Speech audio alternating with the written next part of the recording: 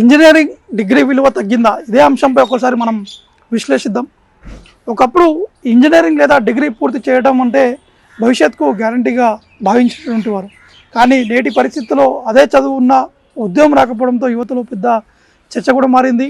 దీంతో డిగ్రీ విలువ తగ్గిందా అనే ప్రశ్నలు కూడా ప్రతి ఒక్కరి నోట్లో కూడా వినిపిస్తుంది.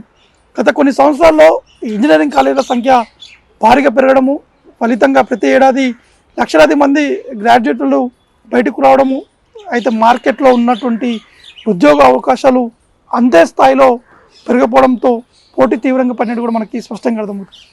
ఇంకొక ముఖ్యమైనటువంటి కారణము నైపుణ్యాల లోపం.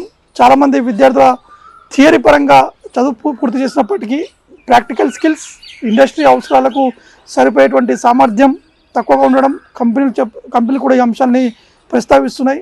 దీంతో డిగ్రీ ఉన్న ఉద్యోగం పొందడం కొంత కష్టంగా మారినట్టు కూడా తెలుస్తుంది. ఇక టెక్నాలజీ వేగంగా మారుతున్నాయి. కంపెనీలు ఇప్పుడు డిగ్రీ కంటే స్కిల్స్కి ఎక్కువగా ప్రాధాన్యం ఇవ్వడము, coding, data analysis, communication skills వంటి అంశాలు ఉన్నవారికి ఎక్కువగా అవకాశాలు కూడా కల్పిస్తున్నాయి. అదనంగా ప్రైవేట్ కాలేజీలో విద్యా నాణ్యతపై కూడా కొన్ని ప్రశ్నలు కూడా లేవుతున్నారు. మౌలిక సదుపాయాలు, ఫ్యాకల్టీ లోపాలు, విద్యార్థులు నేర్చుకునేటువంటి స్థాయిపై కొంత ప్రభావం కూడా పడేటువంటి అవకాశాలు కూడా కనిపిస్తున్నాయి.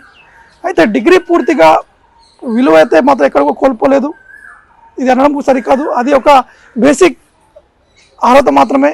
ఉద్యోగం కావాలంటే ఒకటి మాత్రమే సరిపోదు.